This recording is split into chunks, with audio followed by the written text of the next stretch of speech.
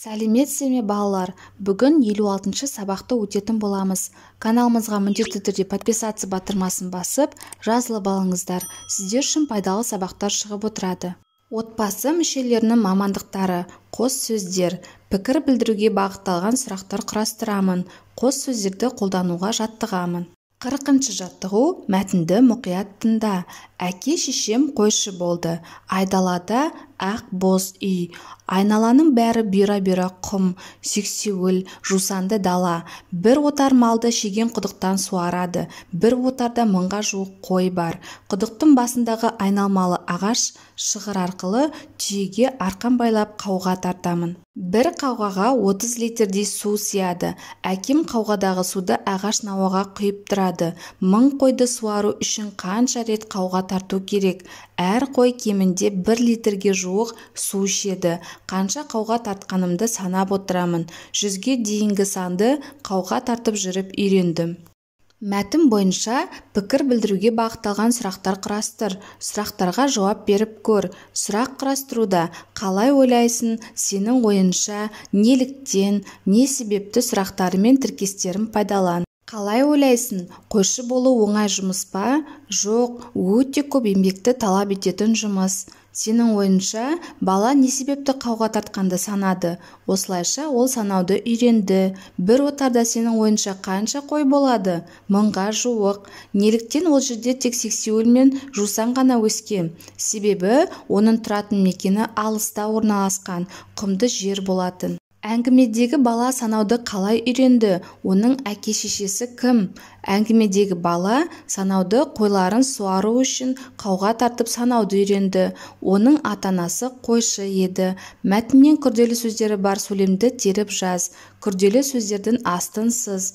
Құдықтың басындағы айналмалы ағаш шығыр арқылы түйеге арқан байлап қауға тартамын. Әке-шешем қойшы болды.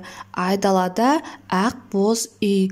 Айналаның бәрі бұйра-бұйра құм, сексеуіл, жусанды дала. 41-ші жаттығу. Өлеңді оқы.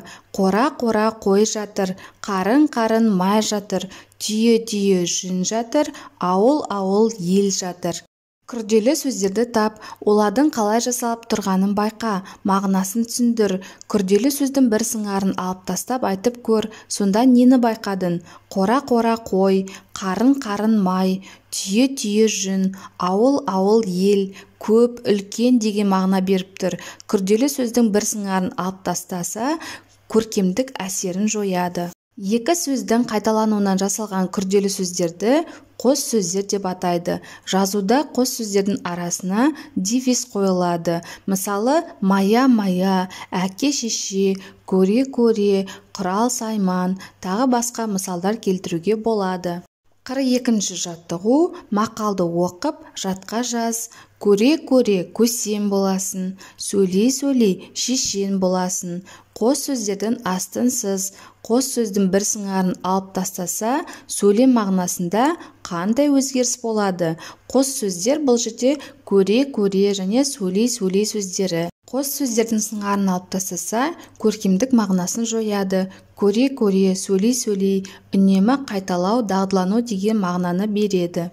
43-ші жаттығу. Берілген қос сөздердің суреттегі қай мамандық иелеріне қатысты екенін тап. Киім-кешек, көйлек-көншік, тіге-тіге, құрал-сайман, ыдыс-аяқ, жеміс-жидек сөздері берілген. Киім-кешек, көйлек-көншік, тіге-тіге тігінші мамандығына сәйкес келеді. Құрал-сайман, дәрігер-хирург мамандығына сәйкес келеді. Ыдыс-аяқ, жеміс-жидек, аспаз мамандығына сәйкес келеді. Өз отбасы мүшелерінің мамандықтары туралы әңгімеле. Менің анам мұғалім, әкем инженер қызметін атқарады, апам мұғалім, ағам мұнайшы, ал мен дәрігер болсам деймін. Себебі әрдайым қажетті мамандық. Өз саламда жоғары деңгейде қызмет етіп, еліміздің әрбір азаматына көмек етсем, дені сау адамдар көбейетін еді. 44-ші жаттығу. Қос сөздерді оқып шығып, көшіріп жаз. Биік-биік, ыдыс-аяқ, кіп-кішкене, көйлек-көншік, анда-санда, қарқ-қарқ, жап-жасыл сөздері берілген. Қос сөздердің құрамындағы сөздерге назар аудар. Өзің таңдаған қос сөздерді қатыстырып, бірнеше сөйлем құра. Алға мақсат қойған адам биік асуларды бағындыра алады. Ыдыс-аяқтың ең әдемісін таңдап алыңыз. Торғай кіп-кішкене құс болса да өте еңбекқор. Көйлек-көншік адамның ажарын келтіреді. Анда-санда қолдарын уқалап, салқынға тоңғанын білдіргісі келмеді. Бестік баға алғанына қуанып, қарқ-қарқ күледі. Шырша ағашы жап-жасыл болып өсіп тұр. 45-ші жаттығу: қарамен жазылған сөздерді қос сөзге айналдырып, сөйлемдерді көшіріп жаз.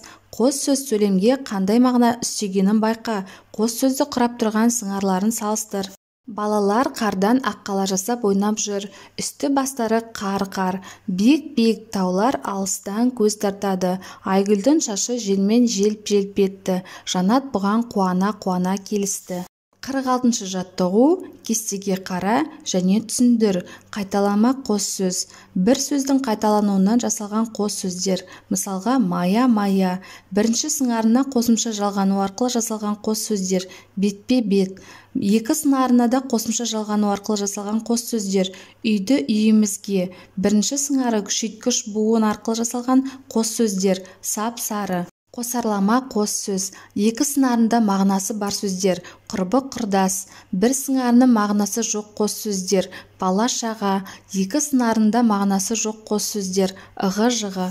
Осымен сабағымыз аяқталды. Сабақ пайдалы болған болса, лайк басып, достарыңызбен бөлісуді ұмытпаңыздар.